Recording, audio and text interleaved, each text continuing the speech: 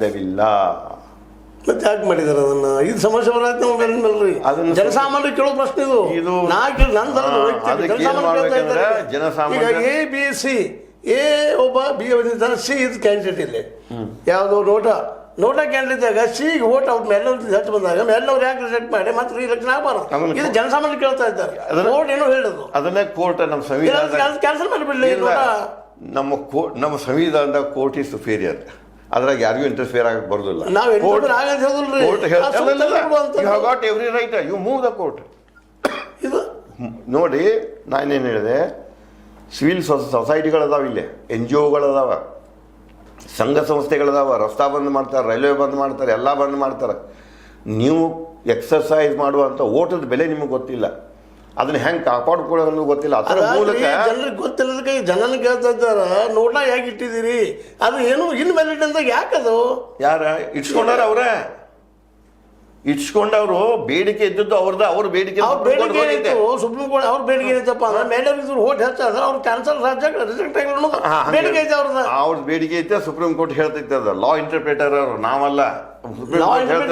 ಅವ್ರ ಬೇಡಿಕೆ ಅವ್ರು ಹೇಳ್ತಾ ಇದ್ದಾರೆ. ಸುಪ್ರೀಂ ಕೋರ್ಟ್ ಹೇಳ್ತದ, ನೀನು ಬ್ಯಾಡ್ ಅಂತ ಓಟ್ ಹಾಕ. ಈ ಥರ ಅರ್ಥ ಆ ಇಲೆಕ್ಷನ್ ರಿಸಲ್ಟ್ ತಿರುಮುರು ಮಾಡ್ತಾನಂತ ಅಲ್ಲ ಅಂತ. ರಿಸಲ್ಟ್ ಹೆಂಗ್ ತಿರುಮುರು ರೀ? ಎ ಬಿ ಸಿನು ಕ್ಯಾಂಡಿಡೇಟ್ ಅಂತಾನಂದ್ರೆ ನೋಟಾ ಕ್ಯಾಂಡಿಡೇಟ್ ಅಲ್ಲ ನಾವ. ಈಗ ಯಾಕೆ ಇಟ್ಟಿರಿ ಅವನ್ನ? 3 ಸ್ಟೇಟ್ಗಳು ಅದನ್ನು ತಂದಿದ್ದು. ಏನಂದಿರವ್ರ, ನೀವು ಒಂದ್ ಕಡೆ ನೋಟಾ ಇಲೆಕ್ಷನ್ ಓಟ್ ಹೆಚ್ಚು ಬಿದ್ದಿದ್ದು ಅಂದ್ರೆ ಇಲೆಕ್ಷನ್ ಕ್ಯಾನ್ಸಲ್. ಮತ್ತೆ ಅದನ್ನ ಯಾಕೆ ಸಪೋರ್ಟ್ ಮಾಡಿಲ್ಲ ಕೋರ್ಟು? ಅದನ್ನ ಬಿಟ್ಬೇಡ್ರಿ. ಇನ್ನು ಕೋರ್ಟು ಬೇಡ. ನೋಟಾ ತೆಗೆದ್ಬಿಟ್ಟು ನಡೀತಲ್ಲ ಸರ್. ಅದೇ ಐತ್ರಿ, ನಾವು ಬಾಯಿಲಿ ಏನೆಲ್ಲ ಹೇಳಬಹುದ, ಬೆಂಕಿನೂ ಹಚ್ಚಬಹುದ. ಅದು ಅಲ್ಲ. ಇಲ್ಲಿ ಟೆಕ್ನಿಕಲ್ ಪಾಯಿಂಟ್ ಏನೈತಂದ್ರೆ, ನೀವು ಓಟ್ ಯಾರಿಗೆ ಹಾಕ್ತೀರಿ? MP ಗಳಿಗೆ ಹಾಕ್ತೀರಿ. ಕಾನೂನು ಮಾಡೋದು ಸುಪ್ರೀಂ ಕೋರ್ಟ್ ಅಲ್ಲ, MP ಗಳ.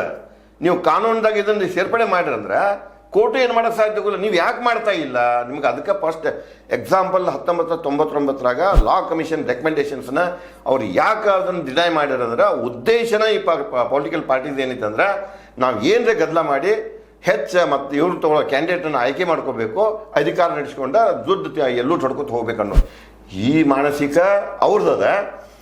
ಇವ್ರ ಜಾತಿ ಆಧಾರದ ಮ್ಯಾಗ, ಕ್ಯಾಂಡಿಡೇಟ್ ಆಧಾರದ ಮ್ಯಾಗ, ಮಣಿತನಗಳ ಆಧಾರದ ಮ್ಯಾಗ ದುಡ್ಡು ಕೊಟ್ಟವ್ರಿಗೆ ಇವ್ರು ರೊಕ್ಕ ತಗೊಂಡು ಇವ್ರು ಹಾಕೋತ ಹೋಗ್ತಾರೆ ಓಟ.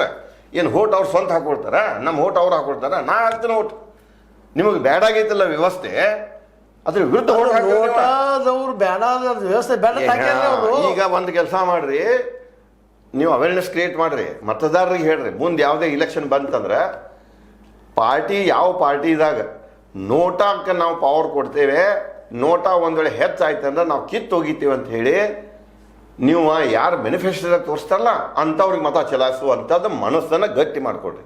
ಆ ವೇಳೆದಾಗ ಭಾಷೆ, ಜಾತಿ, ಆ 108 ಫ್ಯಾಕ್ಟ್ರು, ಸೆರೆ, ಖಂಡ ಬಿಟ್ಟೋಗಿರೋನೆಲ್ಲ ಈ ದೇಶನ ಹಾಳು ಮಾಡಿದವರು ಅವರೆಲ್ಲ ಆರ್ಸಿ ಬಂದವರಲ್ಲ.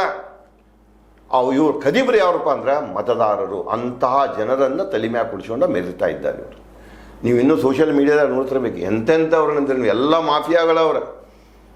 ಈ ಅಂತಿಂಥ ಮಾಫಿಯಾಗಳಲ್ಲ, ದೇಶವನ್ನು ನುಂಗುವಂಥ ಮಾಫಿಯಾಗಳ ಕೈಯಾಗನೇ ದೇಶ ಸಿಕ್ಕಿದೆ. ಅದೇ ರೀ, ಮತದಾರಗ ನೀವು ನೋಟಾ ಕೊಟ್ರಿ, ನೋಟಾ ಕೊಟ್ಟು ಏನು ಮಾಡ್ರಪ್ಪ ತೆಗಿರೋದು ಮೊದಲು ಹೇಳಿದ್ರಿ, ನಂತರ ಈಗ ಚೇಂಜ್ ಯಾಕಾಯ್ತು ಅಂತ ಅದು ಹೇಳ್ತು. ನಾವು ಕೇಳಿ ಇದನ್ನ ಅವರ ಮತದಾರನ ಅದನ್ನು ತೋರಿಸ್ಬೇಕ.